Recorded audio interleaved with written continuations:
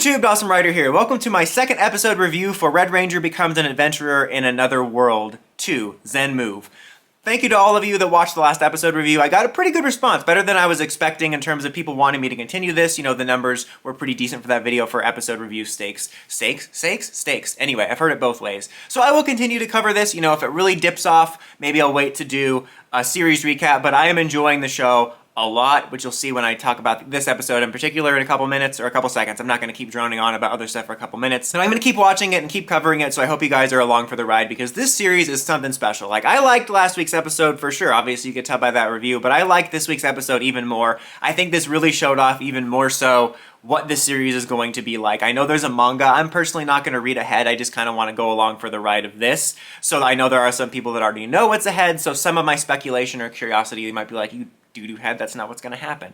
And also, don't call me a doo-doo head. If for some reason you're watching this and you haven't checked it out yet, I was going to say, and you don't mind spoilers, but there's not really anything huge to spoil. You know, the middle sister died and the pants aren't magic. For some reason, if you haven't checked this out yet, and you're just watching this review because you're curious whether you should check it out, if you like Sentai, I think you will love this show. It's something quite special. So we pick up the episode with them getting their adventurer's licenses, or at least Yidra is, and it's kind of like a D&D stat thing. Maybe that's this type of anime where it's effectively like a D&D anime. I've just never watched an anime quite like this before.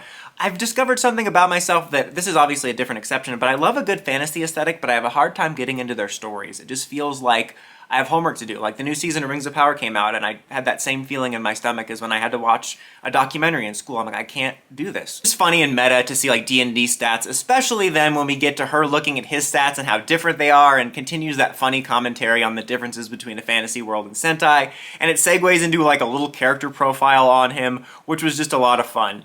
But then the core story of the episode is we run into these two characters from last week that were humiliated by a golem, and they're kind of trash-talking Yidra, and it's like two-pronged in the sense that part of this, that was a weird way of putting it, it's two-pronged.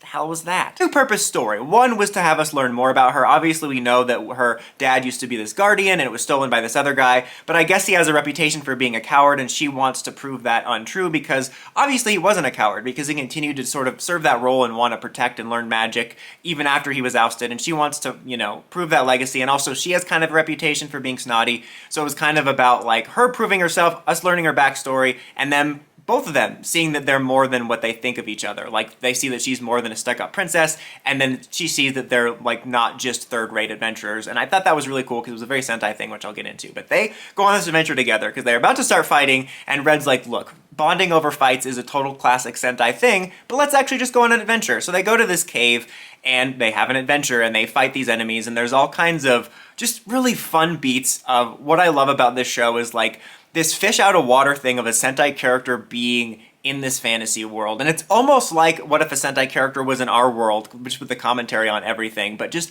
fun little moments like them reacting to him doing the henshin and posing and explosions right before they enter the cage, and they're like, what the hell? And she's like, thank you! Or them commenting on like the performative, like needless performative aspects of using the cannon. That was just so much fun. I love little beats like, continuing from last week, which I don't remember if I mentioned, but him like having a pretty easy time fighting larger groups of enemies because he's used to fighting putties effectively. I think that's kind of funny. He tries to summon the Megazord and it like just crushes a bunch of enemies, but also isn't practical for the cramped space, which was a lot of fun.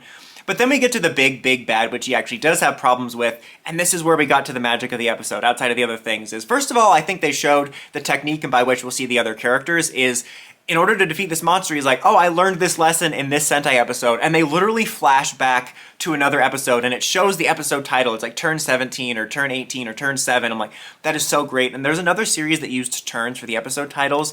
I don't think it was a Sentai, it might have been a Yu-Gi-Oh series, but oh my god, that was amazing. And they flashed back to an episode as if it was a normal Sentai, just very cliche episodes about two characters not getting along, about an enemy having a particular type of thing they need to overcome in terms of their powers, and they used that to facilitate introducing the canon. That was so great, because I was curious how we're going to get to know the others. Like, obviously we had them in the first episode, but they, you know, showed off some character profiles and designs in the early announcements. I'm like, we're not going to do all this if we're not going to see them until the series finale. I still imagine at some point in the series we might see them in their world trying to find Red, and maybe one or two of them squeak through or something. Again, the people that read the manga are like, that doesn't happen, you idiot, just shut the hell up. But I still imagine we'll see them in present day before the series finale, I'm going to imagine, but This is a cool way of getting to know those characters and having these little snippets of what I really like too is like getting to see a Sentai anime. They replicate the experience so well. So we get these little snippets of it, but then it ties into the story of the fantasy world and then kind of gives you a very classic Sentai story here about bonds and friendship and these characters learning to understand each other and get along. And it was like a Sentai cliche story in a fantasy episode, and I loved that because they first try to use the canon and it's because they disagree that it doesn't work. And I like how she comments on how stupid and unreliable that is, which is so true. Great for teaching kids lessons, not great for staying alive.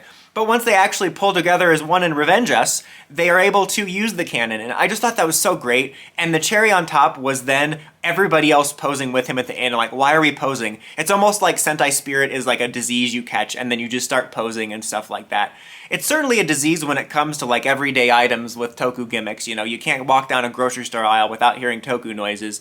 But yeah, that was just terrific. And it turns out, which they didn't seem to realize, that this old man was the monster that was infected. They bring him back to like this hostel or whatever, and he winds up escaping and he turns into a monster again, and he's found by these other two characters that I presume will be hooking up with our main characters sometime soon for the kind of threat mystery of this world that doesn't have anything to do with this. I also like that they bookended the episode with him needing to have a needle. I don't remember what it was for, like a blood sample or was it a vaccination? I don't know. But he needed to have a needle and he didn't want it, and they bookended at the end, and he literally, we don't see it, but he transforms to not have to do it. And it's framed as like, you need to challenge yourself to overcome your fears. And he's like, then overcome the fear of the needle. And he's like, nope. So yeah, man, did I love this episode. Like, it just sold me on the series even more. I'm so excited to keep watching this.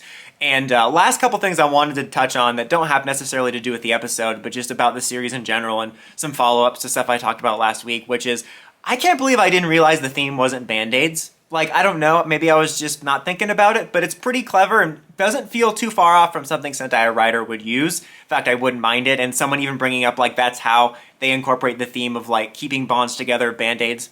Genius. Classic Sentai stuff. And that also ties into, I talked about how I love toys for this, and apparently, thanks comment section for letting me know, there's like model kits planned for like the mecha and the morpher, like a model kit for the morpher? What are you doing? I think it just goes to show you how much they're doing a good job of replicating Sentai, whereas when you watch Gojujur or whatever's coming out and you get excited for the toys, you know, kids in Japan can run to the store, I can run to HLJ, and it's right there.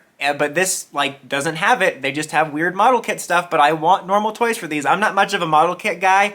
If I really end up loving the series, I might cave and do a model kit for the mecha, but I hope we get some sort of transformable toy in the future. And the Morpher is just so perfect for it. It's got such a cool voice. That would make such a cool toy. And I know figures is kind of a stretch because, at least in the franchises that I run in, for whatever reason, I don't know why Japan is not into figures unless it's figure arts or ones you have to put the stickers on. Like, just a normal figure. Like, just... So that's kind of a shame. It would be great to get maybe a figure art, but at the very least, I hope we get, like, a regular mecha toy and a changer with the voice. Like... Anyway, though, really love this show. Also great that it does come out on Sunday, as Fire Fury pointed out. So basically, I can watch this alongside Superhero Time, and it's like a third prong. There goes, the prongs come back. Third prong to Superhero Time. But anyways, guys, let me know what you thought of this episode and the series so far. Until next time, don't forget to like, comment, subscribe, and climb the steps and ring that bell to get notifications for my videos. Dawson Ryder, signing out.